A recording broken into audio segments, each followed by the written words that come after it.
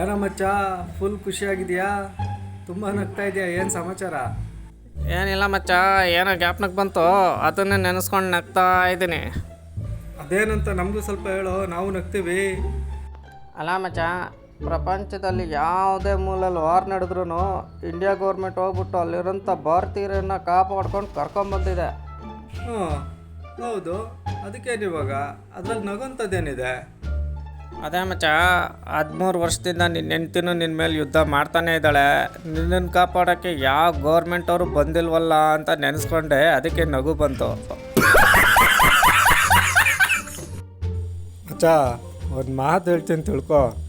ಅಂಥ ಯಮನ್ಗೇನೆ ಸತಿ ಸಾವಿತ್ರಿ ಪಕ್ಕದಲ್ಲಿದ್ದಾಗ ಅವ್ರ ಗಂಡನ್ನ ಕರ್ಕೊಂಡು ಹೋಗೋಕ್ಕಾಗಿಲ್ಲ. ಇನ್ನು ಈ ಹೆಣ್ತಿರ್ಗೆ ಗೌರ್ಮೆಂಟ್ಗಳೆಲ್ಲ ಏನು ಲೆಕ್ಕ ಮಚ್ಚ?